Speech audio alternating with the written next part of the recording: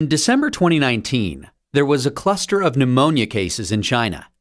Investigations found that it was caused by a previously unknown virus, now named the 2019 novel coronavirus.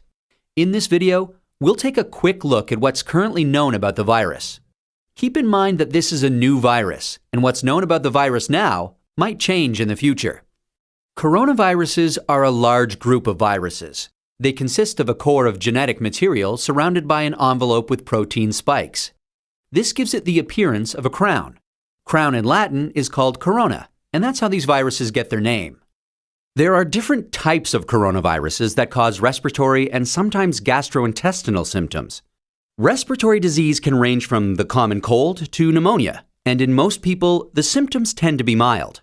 However, there are some types of coronaviruses that can cause severe disease. These include the severe acute respiratory syndrome coronavirus, first identified in China in 2003, and the Middle East respiratory syndrome coronavirus that was first identified in Saudi Arabia in 2012. The 2019 novel coronavirus was first identified in China. It initially occurred in a group of people with pneumonia who'd been associated with a seafood and live animal market in the city of Wuhan. The disease has since spread from those who were sick to others, including family members and healthcare staff. There are many cases at present, and the disease has spread within China and also to a number of other countries.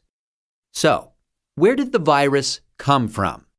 It's known that coronaviruses circulate in a range of animals. Sometimes these viruses can make the jump from animals to humans.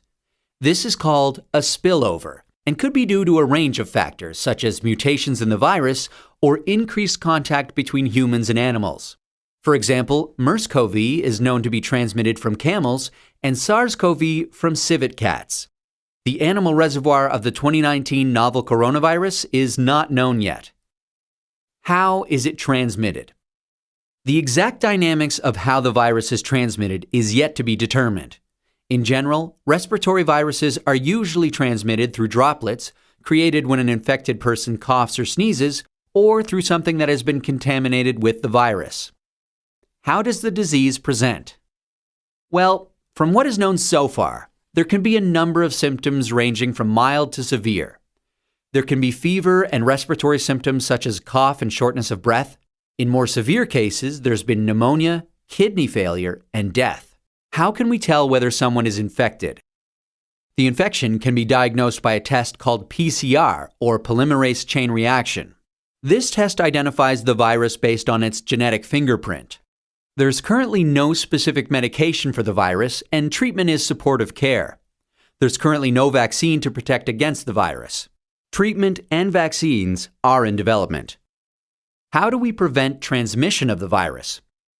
This new virus currently has a limited geographic spread.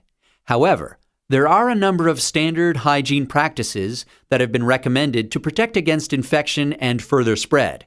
These include covering your mouth and nose when coughing or sneezing with a medical mask, tissue, or flexed elbow, avoiding close contact with those who are unwell, the appropriate use of masks and personal protective equipment, especially in a healthcare setting, washing hands regularly with soap and water, or alcohol-based hand rub.